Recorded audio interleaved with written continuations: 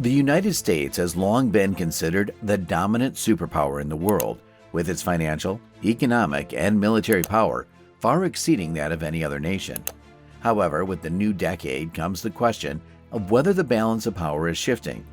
China's economy has exceeded expectations and is now at its highest reading since April 2012. Although we have become accustomed to China's relentless rise, many analysts believe that a rising China is ready to catch up with, or even surpass, the United States in the near future. However, from my perspective, this is not only impossible, but also based on a flawed idea.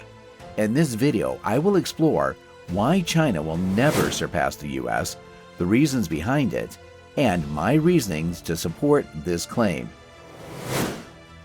This is a game of global superiority, and while the US may be in somewhat of a decline, it still stands head and shoulders above China.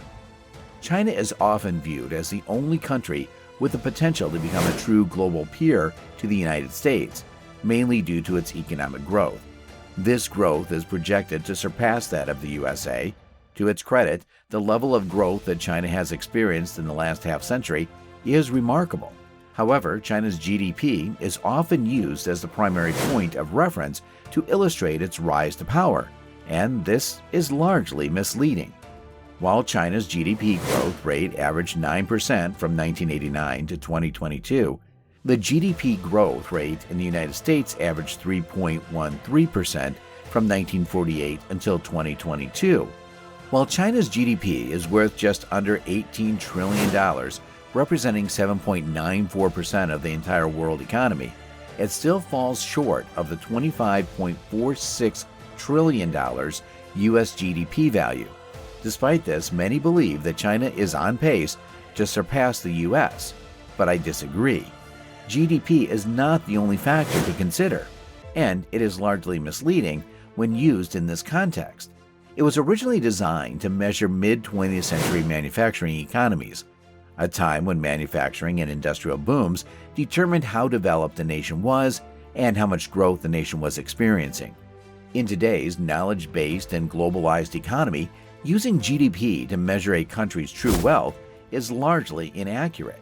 To counter this, the UN developed a new statistic called inclusive wealth, which represents economists' most systematic effort to date to calculate a state's wealth in a better way than GDP.